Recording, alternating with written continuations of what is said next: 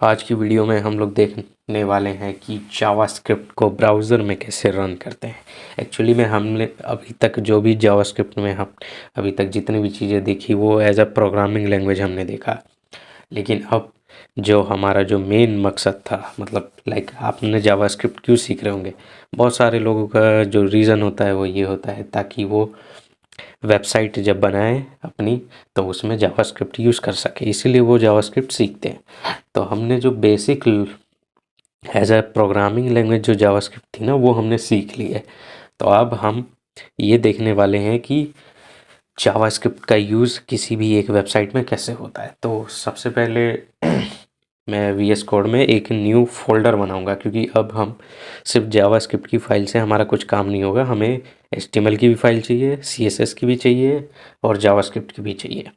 तो मैं ऐसा करता हूँ ना, एक बना लेता हूँ डायरेक्टरी वीडियो 22 नाम से। ओके, एंड इसको हम लोग खोल लेंगे कोड डॉट। तो ये किया मैंने बंद और ये किया मैंने चालू। तो इसमें सबसे पहले मैं एक बनाऊंगा एचटीएमएल, एक मैं बनाऊंगा सीएसएस,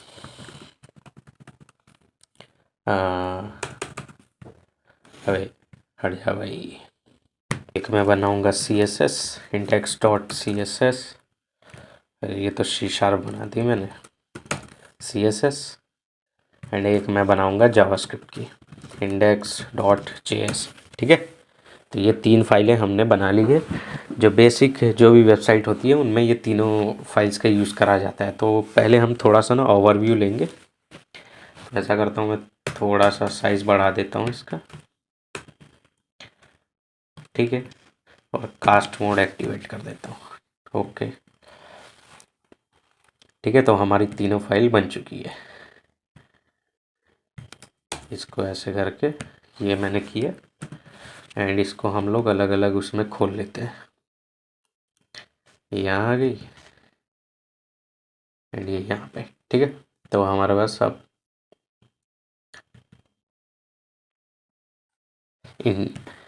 इंडेक्स की भी फाइल, वो एचटीएमएल फाइल है, सीएसएस है और जावास्क्रिप्ट है। ठीक है, तो सबसे पहले मैं आपको ना एक छोटा सा डायग्राम दिखाता हूँ, like HTML CSS and JS skeleton. ठीक है, तो इसको हम लोग देखते हैं। एक मिनट, जरा मेरा इंटरनेट चालू नहीं है लग रहा है। ठीक है, तो मेरा इंटरनेट चल गया है। अब अभी हम लोग सर्च मारते हैं एंड हमारे पास एक फ़ोटो मिलेगी हमें, ये रही इमेजेस। ये देखो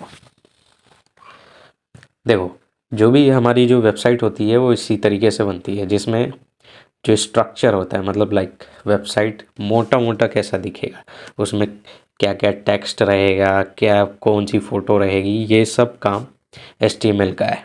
ठीक है, इसके बाद अब उसमें कलरिंग वगैरह करने का, अच्छे से इधर उधर अलाइनमेंट करने का, वो काम है CSS का। एंड उसके बाद यूज़र से इंटरेक्ट करने के लिए ही जावास्क्रिप्ट का यूज़ करते हैं हम लोग। ठीक है, तो इस तरीके से कोई भी एक नॉर्मल वेबसाइट काम करती है। तो ये है, हमने जो वेबसाइट देखा उसका ये सीन है। अब अगर मैं आपको दिखाऊं, जैसे ये W3 स्कूल का है, तो अगर हम लोग यहाँ पे इंस्पेक्ट कर ले तो आप ना इसके डेवलपर टूल्स में घुस जाओगे। डेवलपर टूल्स जो भी वेब डेवलपर्स होते हैं उनके लिए काफ़ी फ़ायदेमंद वाली चीज़ होती है, मतलब काम की होती है। तो फ़िलहाल तो इसमें मेरा प्रॉब्लम रहता है कई बारी, तो मैं ब्रेव में खोल लेता हूँ। ऐसा करते हैं, विकीपीडिया खोलते हैं। ठीक है, कुछ भी खुल जाएगा अभी। ये आ गई विकीपीडिया। ठीक है, तो इसमें आपको डेवलपर टूल्स खोलने के लिए, डेवलपर टूल्स आपको हेल्प करेंगे। ये जो वेब पेज है, इस पे कौन कौन से, मतलब जो भी HTML और CSS जो भी अप्लाइड है ना, वो आपको शो करेगी। तो इसके लिए जैसे ही आप राइट क्लिक करोगे तो आपका इंस्पेक्ट, इसमें एक ऑप्शन आएगा इंस्पेक्ट का, इस पर क्लिक करना। तो अब ये आपके सामने ना ये खुल जाएगा, और इसमें ये वाले बटन को अगर आप दबाओगे ये सब में ही होता है, जिस पे लिखा होता है select an element in the page to inspect it. ठीक है, तो इसको आप जैसे ही किसी भी एलिमेंट पे ले जाओगे तो ये हर एक ना एक एलिमेंट है, हर एक बॉक्स, इसमें ये आपको पूरा उसकी जानकारी देगा। ओके, एंड इसमें एक है कंसोल। कंसोल यहाँ पे आप लोग जावास्क्रिप्ट रन करते हो, जैसा कि हमने पहले भी देखा था, जैसे कि let a is equal to 10। ठीक है, ए आ गया और फिर उसके बाद कंसोल डॉट लॉग, अगर मैं ए करवा दूँ तो 10 हो गया प्रिंट। ठीक है, तो यहाँ पे हम लोग जावास्क्रिप्ट रन करते हैं। एंड इसमें ना एक थर्ड जो है वो है नेटवर्क। तो अगर मैं इसको रीलोड करूँ वेबसाइट को तो देखना यहाँ पे नेटवर्क कॉल्स दिखाई जाती है, मतलब नेटवर्क। अब ये जो वेब पेज आपको दिख रहा है ये भी तो कहीं पे है, मतलब जहाँ पे इसका कोड रखा गया है, तो वहाँ से यहाँ तक कैसे लाया जाता है, उसे नेटवर्क के थ्रू लाया जाता है, मतलब नेटवर्क कॉल करी जाती है।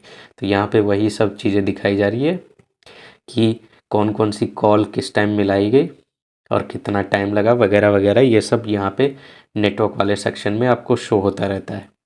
और ये लाइन वाइज शो होता है कि सबसे पहले क्या हुआ, फिर ये हुआ, फिर ये, फिर ये, फिर ये, फिर ये, फिर लास्ट में ये हुआ है, ये वाली रिक्वेस्ट मारी गई है।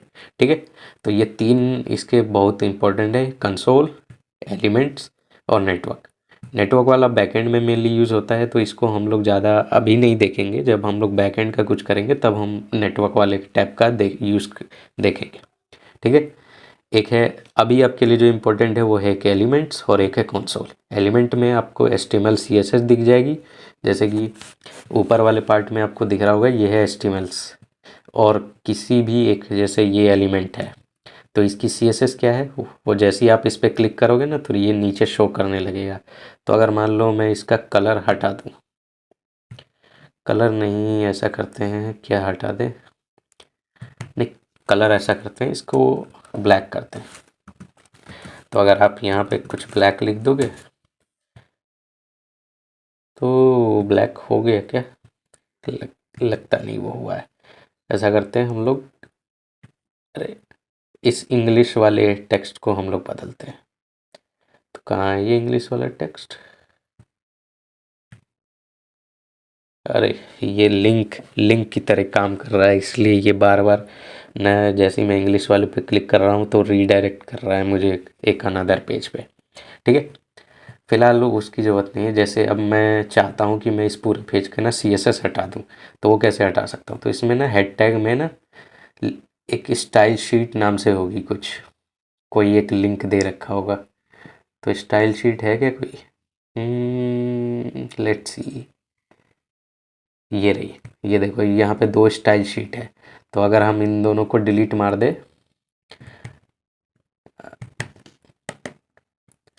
लाइक ये रहा डिलीट एलिमेंट, देखो सारी स्टाइल्स गायब। एंड इस वाले को भी डिलीट मार देंगे तो और भी सब सब कुछ गायब। पहले कैसी थी अब कैसी हो गई। अब ऐसा नहीं है कि मैंने ये कर दिया वो अब तो विकीपीडिया ऐसा ही दिखेगा, नहीं, वो ये नहीं है। मेरे पास ना सिर्फ एक इंस्टेंस है, मैंने बताया था ना मेन फाइल हमारी ना, जिस भी बंदे का विकीपीडिया है, कोई भी ये जना हो, उसने एक मेन मशीन में अपना ये कोड रन कर रखा है। फिर जब भी वो नेटवर्क कॉल होती है तो उस कोड की एक कॉपी आपके पास आती है। अब उस कॉपी के साथ छेड़खानी कितनी भी कर लो कोई फ़र्क नहीं पड़ता है, क्योंकि जैसे ही मैं इसको रीलोड करूँगा ना कट, ये फिर से पहले जैसा ही हो जाएगा, ये देखो।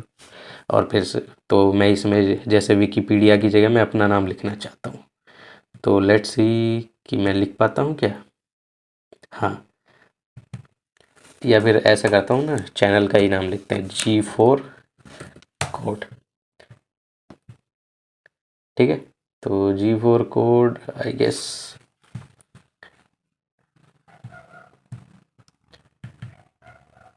क्या हो गया, ये हुआ क्यों नहीं,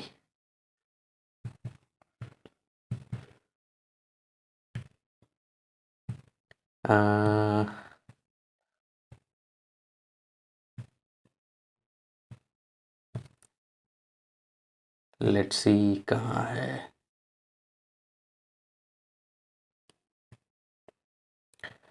G4 कोड लिखने के बाद होना चाहिए था वैसे,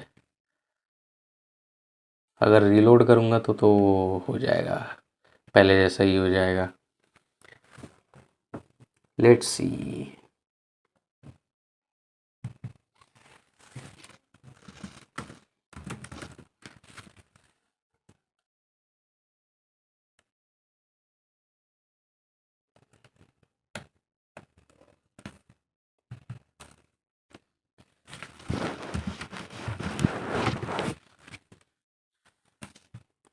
ओ, वो एक्चुअली में ना ये ना एक फ़ोटो है, इसीलिए नहीं बदल रही है।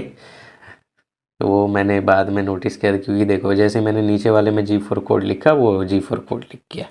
ठीक है, तो ऐसे करके ना आप लोग इसके साथ अब तो मैंने आपको बता दिया। आप चाहो किसी भी एक वेबसाइट को खोलो एंड उसमें ऐसी छेड़खानी करो, अपने फॉलोअर्स बढ़ाओ वगैरह वगैरह, कुछ भी कर सकते हो, बट वो सिर्फ आपके तक है।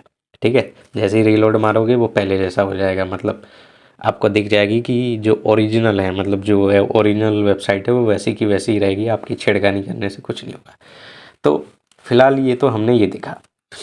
तो इसमें आपने क्या क्या चीज़ें देख ली, डेवलपर टूल्स कैसे यूज़ करते हैं हम लोग किसी भी वेबसाइट पर, और डेवलपर टूल से हमें फ़ायदा क्या होता है कि हम उस वेबसाइट का HTML CSS इसको एक्सेस कर पाते हैं, मतलब देख पाते हैं, और कोई कंसोल मतलब जावास्क्रिप्ट का जो आउटपुट अगर कोई हम प्रिंट करवाएगा ना, तो वो यहाँ पे आएगा। तो अगर मैं इसके लिए इसको बंद करूँ, इसको भी बंद करूँ, एंड यहाँ पे मैं एक पेज बनाता हूँ, चलो ठीक है। तो ये मेरा एक HTML पेज बन गया। थोड़ा सा छोटा कर लेते हैं, इतना आपको दिख रहा होगा, नहीं दिख रहा तो क्वालिटी बढ़ाओ अपने वीडियोस की। मेरे वीडियोस की क्वालिटी अच्छी है, आप लोग इंटरनेट ज़्यादा यूज़ करो, अपने आप दिखेगा। तो जैसे कि मैं लिखता हूँ G4 कोड, ठीक है। अब वैसे तो हम लोग वो नहीं कर रहे हैं, क्या नाम है, HTML का कोर्स नहीं पढ़ रहे हैं, पर कोई बात नहीं। इसको मैं लाइव सर्वर से ओपन करता हूँ और हम लोग फटाफट देखेंगे बस छोटा सा कि ये देखो, ये आगे G4 कोड लिखा हुआ। एंड इसके बाद फिर ऐसा करते हैं, अपनी लिंक कर देते हैं स्टाइल शीट को। तो लिंक CSS, और स्टाइल नहीं है, मेरे वाली का नाम इंडेक्स है, इंडेक्स, ठीक है। और यहाँ से अपनी स्क्रिप्ट भी जोड़ देते हैं। तो स्क्रिप्ट बॉडी के अंदर ही डालना होता है लास्ट में, index.js, ठीक है। आप इसको ऊपर भी डाल सकते हो हेड टैग में, लेकिन ज़्यादातर कई बार लोग ना नीचे डालना प्रेफर करते हैं। फिलहाल हमें उससे कोई लेना देना नहीं, ठीक है। तो इसको अगर मैं थोड़ा सा ठीक करूं, लाइक टर्मिनल हटाओ, एंड इसको हम लोग यहाँ से ऐसे जोड़ देते हैं, ताकि हम लोग ना अपनी वेबसाइट को ना ऊपर ही देख सकें, ठीक है। तो ये मैंने ये उठाया, इसको भी मैं छोटा कर रहा हूँ। अगली बार से ना मैं ऐसा करूँगा ना, ये काम ना करके रखूँगा, या फिर क्या ही फर्क पड़ता है, आप लोग तो देख ही रहे हो, ठीक है। तो ऐसा करके ये बन गया। अब मैं H1 में कुछ स्टाइलिंग देता हूँ। तो मैं कहता हूँ भाई जो कलर है उसको येलो कर दे। तो ये देखो कलर येलो हो गया, बैकग्राउंड को तू ब्लू कर दे, कुछ भी कलर मैं चुन रहा हूँ, फालतू कलर है कोई नहीं, दिख रहा है ना। और जावास्क्रिप्ट से मैं लिखता हूँ alert, hello we are going to start basic web dev, ठीक है। तो अगर मैं इसको रन करूं तो ये आ गया हमारे पास, अलर्ट भी हमारा अच्छे से काम कर रहा है, ठीक है। इसको ओके दबाऊंगा तो बंद हो जाएगा। तो आज के लिए आज हमने काफ़ी चीज़ें देखी। मैं एक बार फिर से रिमाइंडर करता हूँ, हमारे लिए जो मेन चीज़ है वो ये है कि डेवलपर टूल्स आपको कैसे यूज़ करना है, वो आपको समझ में आ गया ना, कि इंस्पेक्ट करना है। खुल गया मेरा डेवलपर टूल, इसमें ये वाला एरो से मैं एलिमेंट सेलेक्ट कर सकता हूँ। ये रहा मेरा एलिमेंट, एलिमेंट मेरा H1 G4 कोड, यही मेरा सोर्स कोड में है। सोर्स कोड मतलब जो ओरिजिनल कोड होता है वो, उसे ही हम लोग सोर्स कोड कहते हैं, ठीक है। ये रहा H1, तो उसमें G4 कोड लिखा हुआ है। इसके बाद ये हमारी index.js जो हमने लगाई है, ठीक है। और हेड के अंदर हमें ये रही स्टाइल शीट हमारी, वो भी ये लगी हुई। तो आपने ये भी देख लिया कि इसे कैसे लगाते हैं, ठीक है। एंड इसके बाद फिर है हमारे पास इसमें कंसोल, ठीक है। तो कंसोल का दिखाने के लिए मैं यहाँ पे ऐसा करता हूँ, मैं लिखता हूँ कुछ console.log प्लीज, मतलब लाइक यहाँ पे भी हेलो ही लिख देते हैं। ऐसा करते हैं ना, जो हमने वो किया था ना अलर्ट, हम लोग वही करने वाले हैं। तो एक्चुअली में जैसी ये इसकी ना प्रॉब्लम है थोड़ी, इसको रीलोड किया, ये हमने यहाँ किया। एंड इसके बाद हम डेवलपर टूल्स को हमने ओपन किया, मतलब इंस्पेक्ट करके। एंड इसके बाद अगर आप इसके कंसोल में जाके देखोगे तो यहाँ पे देखो वो प्रिंट हो गया, hello we are going to start basic web dev, ठीक है। नेटवर्क कॉल कुछ नहीं हुई है, फालतू चीज़ है। वैसे नेटवर्क कॉल हुई होगी, उसको चेक करने के लिए हम लोग दूसरे ब्राउज़र का यूज़ कर लेते हैं। ये मैं ब्रेव का यूज़ करता हूँ ज़्यादातर, क्योंकि ये एबिलिटी देता है मुझे। एक्चुअली में ना ये क्या होता है, जैसे ही वो एज वाला है, आप वो करोगे ना इंस्पेक्ट मोड ऑन करोगे, तो वो डायरेक्टली ना आपके उसको जो इंस्टांस था ना उसको हट बिल्कुल अलग कर देगा। तो मतलब इंटरनेट कनेक्शन ना उससे हट गया है। तो जैसे ही आप रीलोड मारोगे जब वो डेवलपर टूल्स एक्टिवेट रहेगा तो वो बोलेगा कि you are not connected to internet, ऐसे करके टाइम पास करता रहता है। लेकिन ये काम हमारा ये नहीं करता, यहाँ पे इजीली हमारा काम होता रहता है। तो देखो यहाँ पे भी बना है, तो यहाँ पे एक वेब सॉकेट का कनेक्शन है, ठीक है। ये आपको जानने की ज़रूरत नहीं कि क्या है। और हमारे पास 3 चीज़ें आई है, एक HTML का पेज आया, एक CSS आया और एक इंडेक्स, 3 फाइलें आई हैं। और ये तीनों कंबाइन होके फिर हमें दिख रही है यहाँ पे, ओके।